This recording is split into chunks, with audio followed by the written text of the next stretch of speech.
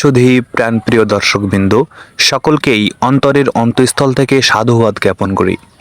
আজকের এই পুরুষোত্তম মাসের সবথেকে পুণ্য ফলদায়িনী এবং পুরুষোত্তম মাসের সর্বপ্রথম একাদশী হলো পদ্মিনী একাদশী। এই পুরুষোত্তম মাস অনেক কৃপাময়ী মাস। এই মাসের সবথেকে পুণ্য ফলদায়িনী এই একাদশী হলো পদ্মিনী একাদশী। সুধী দর্শকবৃন্দ, আজকে আমরা পদ্মিনী একাদশীর ব্রত মাহাত্ম্য এবং এই একাদশী কবে পালিত হবে এবং এর পালনের সময়সূচি সহ সব কিছু ডিটেলসে আলোচনা করব। সবাই একাদশী পালন করবেন এবং একাদশীর মহিমা অপরিসীম, একাদশীর গুরুত্ব অপরিসীম, সে বিষয়ে আমি খুব শীঘ্রই নতুন ভিডিও আপনাদের সামনে উপস্থাপন করব।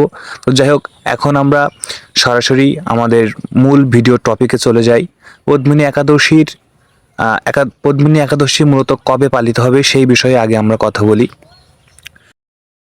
পদ্মিনী একাদশী পালিত হবে বাংলাদেশ ও ভারতে 27শে মে এবং এই একাদশীর পালন হবে পরের দিন 5:15 থেকে 8:29 মধ্যে এর পালন কার্য সমাপন করতে হবে। সুধী দর্শকবৃন্দ, আপনারা সবাই একাদশী পালন করবেন। এখন আমরা পদ্মিনী একাদশীর মাহাত্ম্য কথা শ্রবণ করব। স্মার্তগণ পুরুষোত্তম মাস বা অধিমাসকে মলমাস বলে। এই মাসে সমস্ত শুভ কার্য পরিত্যাগ করে থাকেন, কিন্তু ভগবান শ্রীকৃষ্ণ এই মাসকে পরমার্থিক মঙ্গলের জন্য অন্য সকল মাস থেকে সর্বশ্রেষ্ঠ বলে নির্ণয় করেছেন। তিনি নিজের নাম অনুসারে এই মাসের নাম পুরুষোত্তম মাস রেখেছেন। যুধিষ্ঠির বললেন, হে জনার্দন, আমি বহু ধর্ম ও ব্রতের কথা শুনেছি। এখন পুরুষোত্তম মাসের সর্বপাপ বিনাশিনী ও পুণ্যদায়িনী শুক্লপক্ষিয়া পদ্মিনী একাদশীর কথা আমার কাছে বর্ণনা করুন, যা শ্রবণ করলে পরমপদ প্রাপ্ত হওয়া যায়। ভগবান শ্রীকৃষ্ণ বললেন, দশমীর দিন থেকেই ব্রতের শুরু হয়। কাঁসার পাত্রে ভোজন, মসুর, ছোলা, শাক এবং অপরের অন্ন ও আমিষ দশমীর দিন বর্জন করতে হয়। পরের দিন প্রাতঃকৃত্যের পর সুগন্ধি ধূপ, দীপ, চন্দনাদি দিয়ে ভগবানের পূজা করতে হয়। রাত্রিতে জাগ্রত থেকে ভগবানের নাম গুণ ও কীর্তন করতে হয়। এখন এই ব্রতের একটি ইতিহাস আপনার মনোরঞ্জনের জন্য বলছি। পূর্বে পুলস্তমুনি দেবর্ষী নারদকে এই ইতিহাস বর্ণনা করেছিলেন। সুধী দর্শকবিন্দু, আমরা বাদবাকি মাহাত্ম্যটুকু শ্রবণ করব। তার আগে একটি কথা বলে নিই, সেটি হলো একাদশীর দিন আমাদের কিভাবে আমাদের সংযম বজায় রাখতে হবে সেই বিষয়ে একটি কথা বলে নিই, তারপরে আমরা মাহাত্ম্যের বাকি অংশটুকু শ্রবণ করব। দেখুন, একাদশীর দিন অবশ্যই আমাদের সংযম বজায় রাখতে হবে। অবশ্যই কাউকে কটু কথা বলা যাবে না। একাদশীর দিন সকালে দন্ত ধাবন করা যাবে না। একাদশীর দিন প্রত্যাহ ভোরে খুব সকালে আমাদের স্নান আদি কার্য সমর্পণ করতে হবে এবং ভগবানের নাম জপ, গীতা পাঠ, এগুলো চিরন্তন আদি জপ করতে হবে, গীতা পাঠ করতে হবে। খুব ভদ্রভাবে সুষ্ঠুভাবে যাপন করতে হবে। কোনো প্রকার অশ্লীল বা কোনো প্রকার কোনো খারাপ কাজে জড়িত হওয়া যাবে না, কোনো খারাপ কাজ করা যাবে না, কারোর সাথে কটু কথা বলা যাবে না। এগুলো আমাদের অবশ্যই মেনে চলতে হবে। আর নিরন্তর ভগবানকে স্মরণ করতে হবে। আর রাত্রিকালে হরিবাসর বা গীতা পাঠ অনুষ্ঠানে অংশগ্রহণ করতে হবে, আর রাত্রি জাগরণ করতে হবে। আর সেটুকু সম্ভব না হলেও নিরন্তর ওই দিন ভগবানকে স্মরণ করতে হবে। তাহলে একাদশীর ফলটা আমরা সম্পূর্ণভাবে প্রাপ্ত করতে পারবো। প্রিয় দর্শকবৃন্দ, চলুন এখন আমরা মাহাত্ম্যের বাদবাকি অংশে চলে যাই। একসময় রাজা কার্তবীর্য লঙ্কাপতি রাবণকে পরাজিত করে তার কারাগারে বন্দী করে রাখে। পুলস্তমুনি রাজার কাছে রাবণের মুক্তি প্রার্থনা করেন।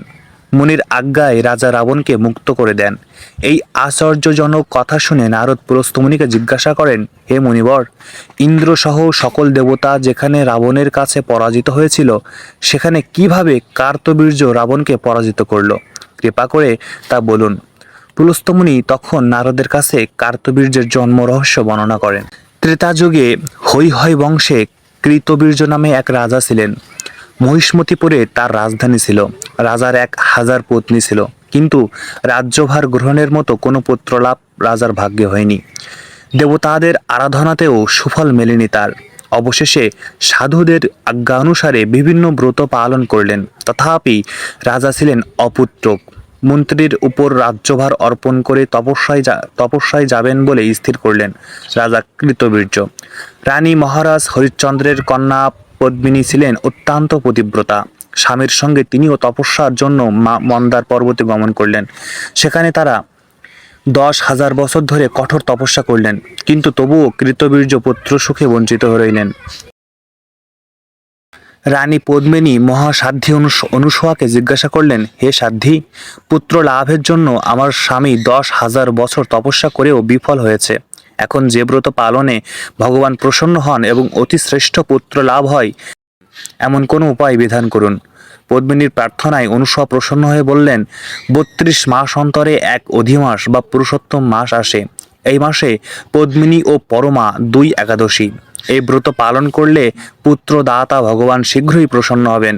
অনুসূয়ার নির্দেশে পদ্মিনী পরম শ্রদ্ধায় এই একাদশী ব্রত পালন করলেন। সেই ব্রতে সন্তুষ্ট হয়ে স্বয়ং ভগবান গরুর বাহনে আরোহণ করে পদ্মিনীর সম্মুখে উপস্থিত হলেন। ভগবান বললেন, হে ভদ্রে, আমি প্রসন্ন হয়েছি। পুরুষোত্তম মাসের সমান কোনো মাস আমার প্রিয় নয়। এই মাসের একাদশী আমার পরম প্রিয়। তুমি সেই ব্রত যথাযথ পালন করেছ, তাই আমি তোমার ইচ্ছানুরূপ বর প্রদান করব। ভগবানের স্তব করে রানী বললেন, হে ভগবান, আমার স্বামীকে আপনি বরদান করুন। ভগবান তখন রাজার কাছে এসে বললেন, হে রাজেন্দ্র, আপনার অভিলষিত বর প্রার্থনা করুন। মহানন্দে রাজা বললেন, হে জগৎপতি, হে মধুসূদন, দেবতা, মানুষ, নাগ, দৈত্য, রাক্ষস আদি কেউ তাকে পরাজিত করতে পারবে না, এমন পুত্র আমি প্রার্থনা করি। রাজার প্রার্থনা অনুসারে বরদান করে ভগবান অন্তর্নিহিত হলেন। রাজা পত্নীসহ নগরে ফিরে এলেন। যথাসময়ে রানী পদ্মিনীর গর্ভে মহাবলশালী এক পুত্রের জন্ম হয়। মহারাজ কৃতবীর্য পুত্রের নাম রাখেন কার্তবীর্য। ত্রিলোকে তার সমান কোনো বীর ছিল না, তাই দশানন রাবণ যুদ্ধে তার কাছে পরাজিত হয়। শ্রীকৃষ্ণ বললেন, হে মহারাজ, এই ব্রত যিনি পালন করবেন তিনি ভগবান শ্রীহরির শ্রীপাদ পদ্মে অহৈ থেকে ভক্তি লাভ করবেন। শ্রীকৃষ্ণের উপদেশে ধর্মরাজ সপরিবারে এই একাদশী ব্রত পালন করেন। যিনি এই ব্রত মাহাত্ম্য পাঠ ও শ্রবণ করেন তিনি বহু পুণ্য ফল লাভ করেন। সুধী দর্শকবিন্দু, এই ছিল পদ্মিনী একাদশীর মাহাত্ম্য কথা। আপনারা অবশ্যই সবাই একাদশী ব্রত পালন করুন এবং আমাদের এই চিন্ময় চেতনা ইউটিউব চ্যানেলের সাথে যুক্ত থাকুন। রাধে রাধে।